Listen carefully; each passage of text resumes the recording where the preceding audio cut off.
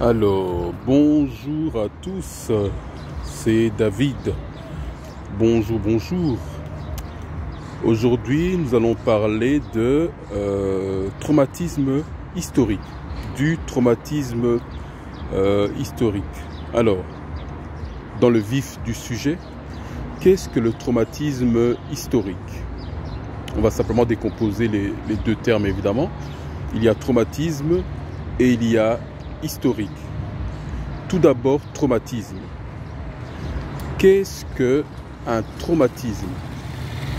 Eh bien, une définition simple du dictionnaire nous dit qu'un traumatisme, c'est une blessure profonde. Une blessure profonde. Alors ici, évidemment, on ne parle pas de la blessure physique du corps.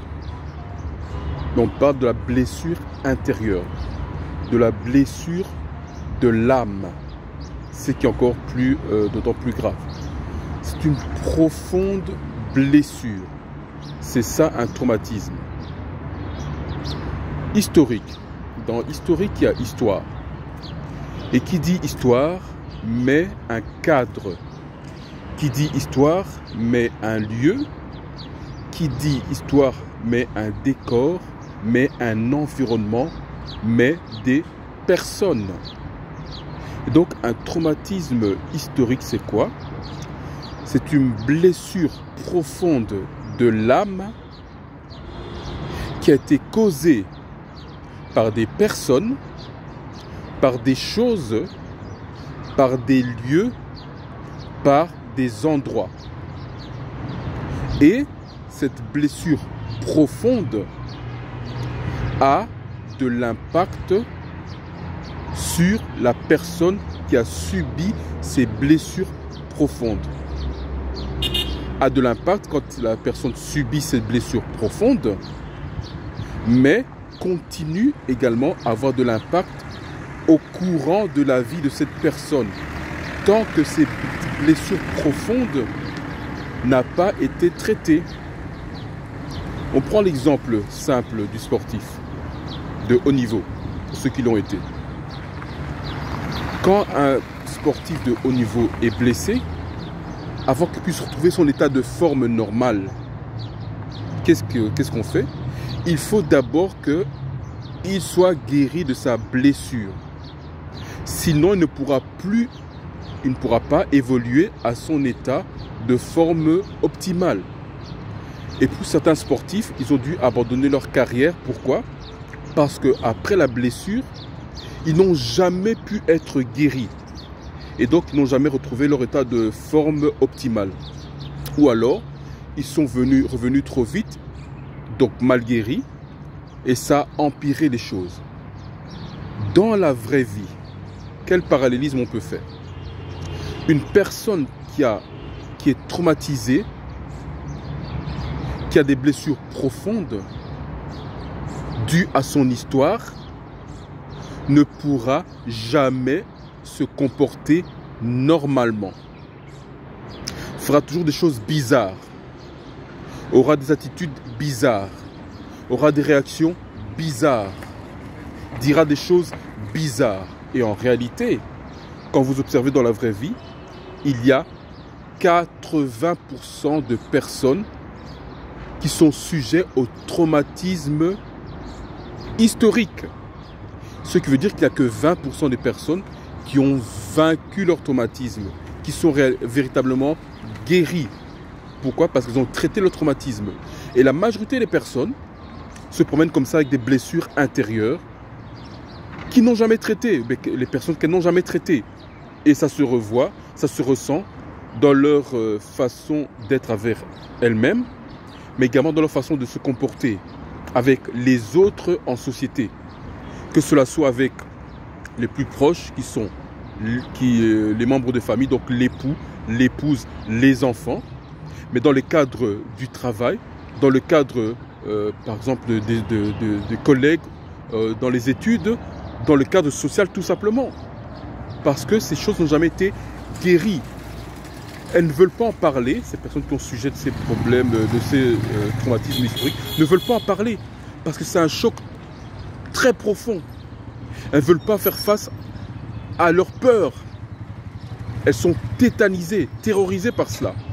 Ça demande du courage pour sortir du traumatisme historique. Mais la majorité a peur de sortir du traumatisme historique parce qu'ils ne veulent pas faire face à leur peur, à leur crainte, à leur traumatisme, justement. Et ça crée des personnes dysfonctionnelles dans la société, qui n'ont pas d'intelligence émotionnelle. Rappelez-vous, c'est quoi l'intelligence émotionnelle? Qui savent se gérer elles-mêmes, donc forcément, qui n'ont pas d'intelligence non plus sociale, qui ne savent pas comment se comporter envers les autres. On a des femmes qui se comportent n'importe comment et des hommes qui se comportent n'importe comment à cause de ce traumatisme-là. Alors quelqu'un dira, oui, mais c'est pas leur faute, David, tu vois. Elles étaient encore petites quand elles ont subi cela. C'est vrai. Mais arrivé à l'âge adulte, toute personne a la conscience de se dire, voilà, ce que je fais, et d'être avec elle-même devant le miroir. Ce que je fais, c'est pas normal. Comme je réagis, c'est pas normal. Il y a quelque chose qui ne va pas. Je veux sortir de là. Il faut que je visite mon passé, mon enfance, pour voir où j'étais blessé. Il faut que je traite cela et que je sorte de cela. Il faut que je sois aidé parce qu'on ne sort pas seul du traumatisme historique. On est aidé par des personnes qui elles-mêmes ont vaincu déjà ce traumatisme historique. Sinon, voici ce qui va se passer. Quelqu'un qui a été traumatisé pendant qu'il était enfant, c'est souvent le résultat de l'épigénétique. Rappelez-vous, on a parlé de l'épigénétique. On sait c'est quoi l'épigénétique? C'est donc le traumatisme des gènes qui a été transféré des parents aux enfants. Alors, qu'est-ce qu'il va faire l'enfant? Il prend tout ce traumatisme à transférer par les parents. Il fait ça son sujet, n'est-ce pas? Et il grandit comme ça avec un stress de l'enfance. Ça, c'est la deuxième étape. Ça engendre le stress de l'enfance. L'enfant est stressé pendant qu'il grandit. Et tout ce qu'il va vivre, ça va davantage le traumatiser. Donc, qu'est-ce qu'il va faire? Il aura une interruption, parce qu'un enfant doit grandir neurologique. Il y aura une interruption neurologique. Un blocage neurologique. Ça va l'empêcher de réfléchir correctement. Ça va l'empêcher de réagir correctement. Il aura un problème émotionnel, d'où un manque d'intelligence émotionnelle.